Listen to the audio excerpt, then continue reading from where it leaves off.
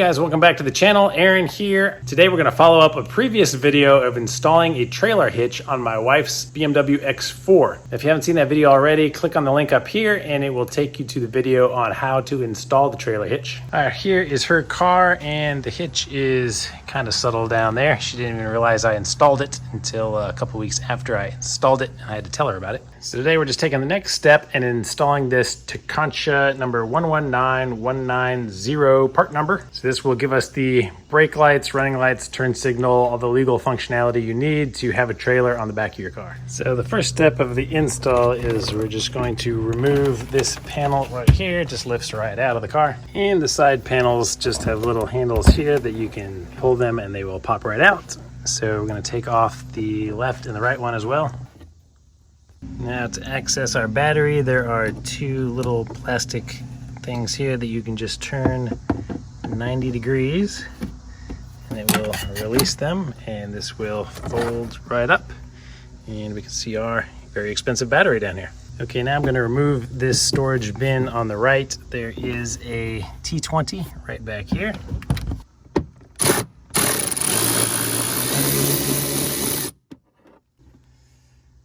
So we will remove this guy. And then in each corner, one is down here and the other one is on this side and it has been removed. It's a little plastic rivet-like thing where you just pry this middle piece up and you'll be able to remove it. Just kind of got to get your tool down there, pry that middle piece up and lift, and it will come out just like that. And now just make sure that doesn't get snagged under the carpet, and this piece should be able to lift out. And put it out of the way. Next thing I'm going to do is remove both of the tail lights, and I already did that once in the installation of the hitch. So if you're doing these both at the same time, that's probably a good idea. So we'll start with these little black trim pieces and you just pull them back towards you. It can be helpful to get a trim tool under there.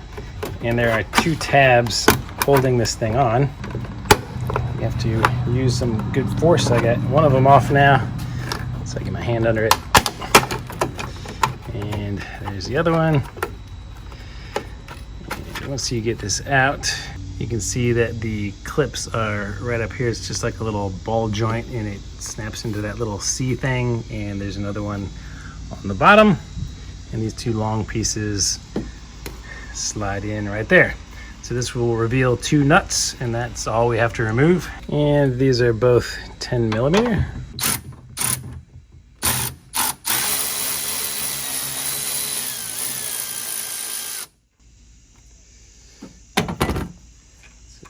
One.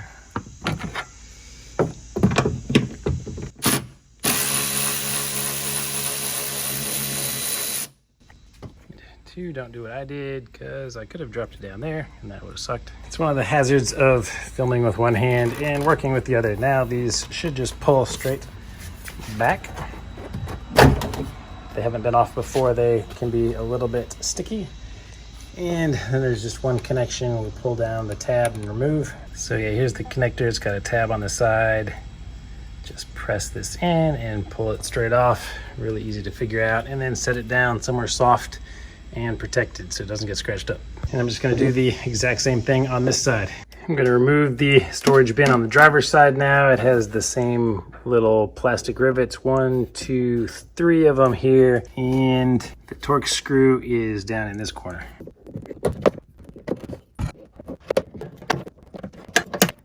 All right, so that one fell down into the recesses. Hopefully I can get that out later. So to make removing that easier, there is one more Torx up in here. I don't know if you can see it, but it's there. Remove that to give you some more flexibility on this thing to get that out. With that one up there removed, you can lift this up, pop it out, and pull this out of the way some. And I can get that out. Oh cool, I found my bits that I dropped down by the battery. All right, so far so good. Time to bust open our wiring harness. And let's see what we have in here. So I watched a video on eTrailer about this, and they cut the brown wire like right away because they said that the brake light and running light, I guess, are on the same wire. And then the comments said, no, I wish I would have never done that because that's wrong. So we're gonna leave that alone for now.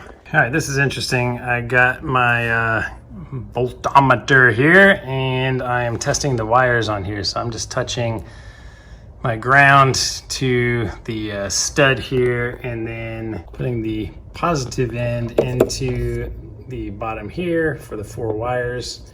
And when I touch the second wire, I get a reading of 12 volts.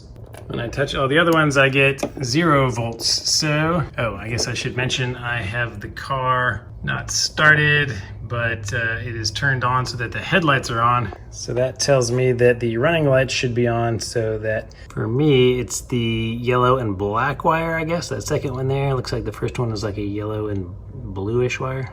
Okay, sorry I can't show you all of this at once, but when I test the other yellow wire, the farthest to the right, I also get a 12 volt reading when I have the brake pedal pressed down. And if you're by yourself, sometimes you have to get creative.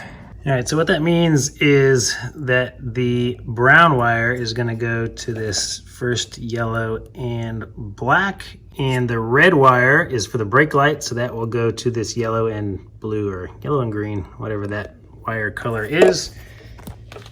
And they gave us this little hardware kit that has these little wire connectors in them. So we're gonna use those to splice into them. So all these things do is make an electrical connection so that you don't have to solder anything. So once we press this pin in, it will push little pins into both wires so that they will be kind of connected together. And then this little thing will fold over and snap closed. So all we have to do is follow this right into the cabin. And you can see that this is where our wires are running down into our wiring harness. So we're gonna snip off a little bit of this electrical tape to make it easier to separate them. But you can see that our 2 yellow wires are right here.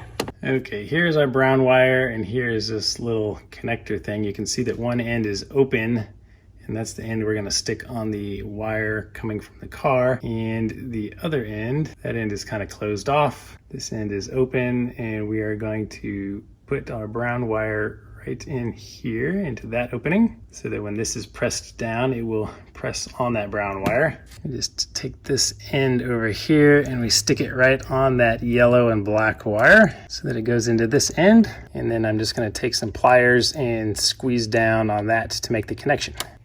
And make sure the brown wire is all the way up in there.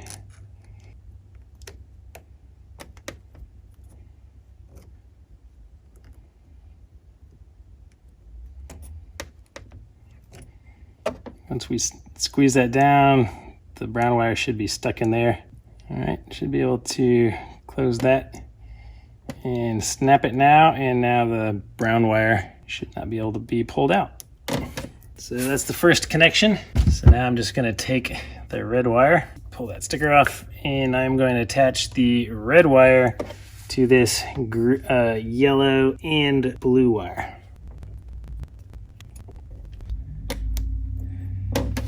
And there we are. And use our voltage meter to retest this and see which one is our hazard. By doing that, I can test this, and whichever one is beeping for the hazard light, we know that is the turn signal. So the yellow wire from our wiring harness goes to the turn signal. All right, I'm gonna try to show you this one. You can see that the hazards are on. The positive terminal is the second one. And then when I ground it, you can hear the flashes go click, click, click, click, click, click.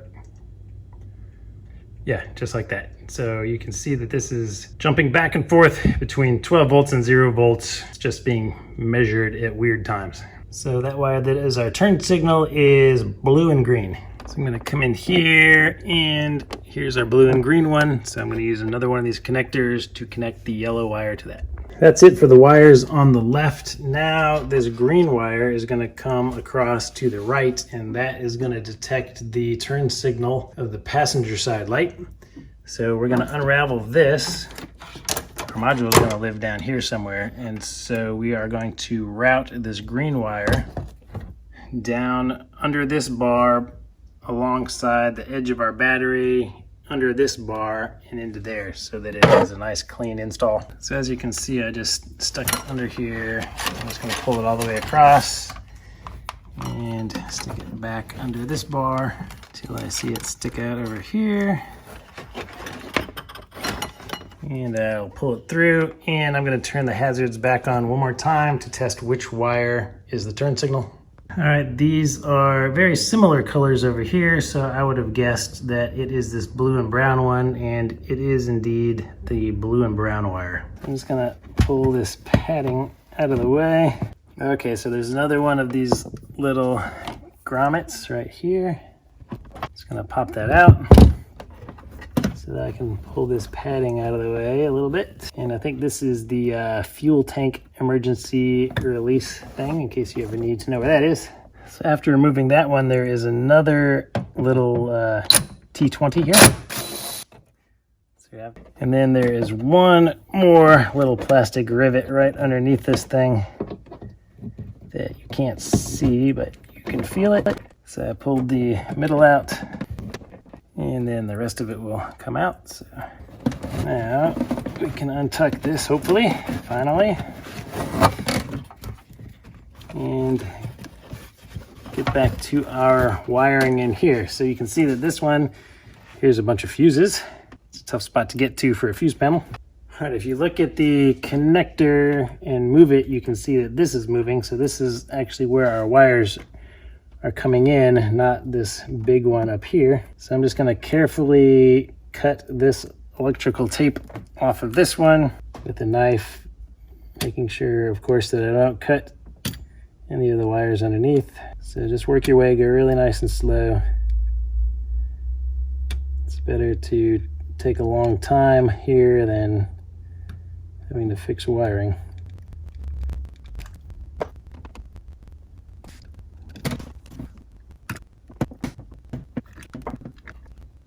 All right, once that's separated,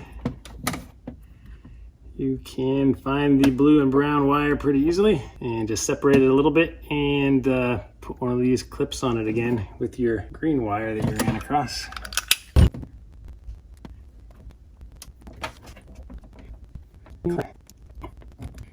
Take this up out of here. I'm going to come back with a little electrical tape and just tape this up. All right, there we go. Just wrapped up with a little electrical tape, and I can even tape it back down into here to keep it out of the way.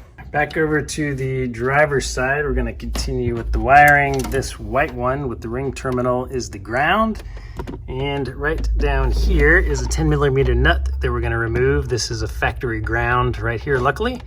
And we're just going to put this over the post and reinstall the nut. So that's what it will look like installed. So really the final step is connecting this black and red wire to the battery.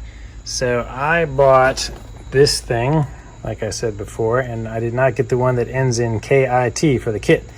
So I did not get some parts that I'm going to need. So I will link all of this stuff in the description, or similar items that you can get on Amazon when you order this thing. So the main thing you really need is this thing, which is a place to put the fuse in the line that runs between the battery and the trailer module. And I'm going to get a ring connector on the end of it to attach to the battery, a little bit of wire. I went with 12 gauge, even though you could get away with thinner, and then some butt connectors. Okay, just got back from my second trip. Make sure these are at least 5/16 inch openings to fit here, because what we have to do now is go under this panel to the battery, and you'll find this little piece that just pops up, and there is a nut on this post that is a 13mm.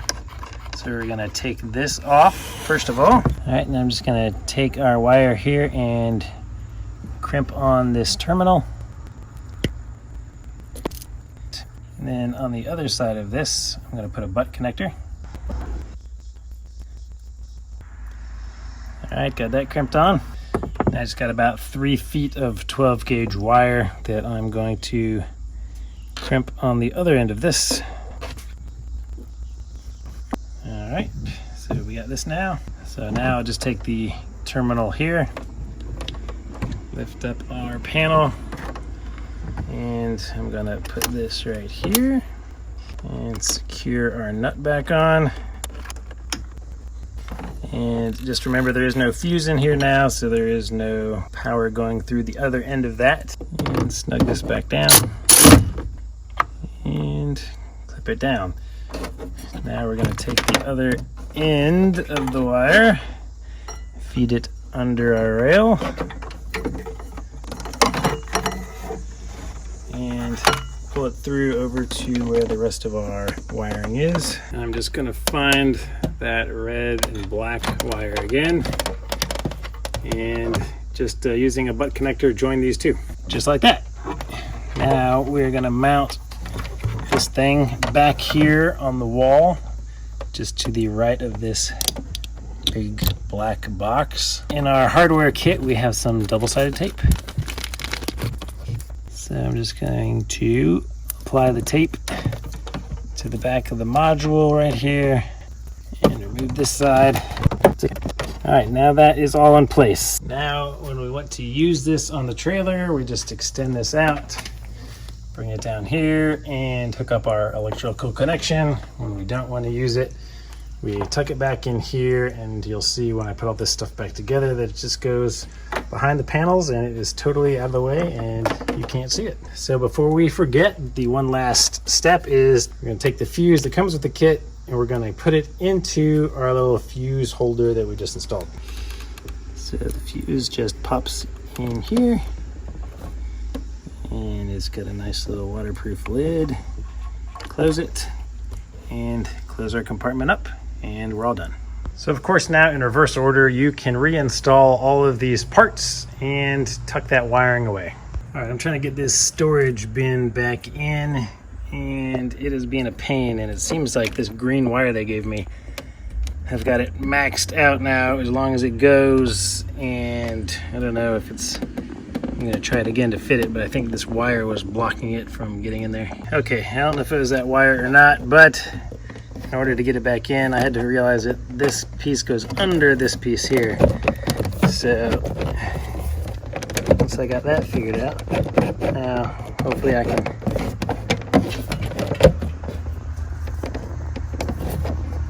slide that hole underneath here.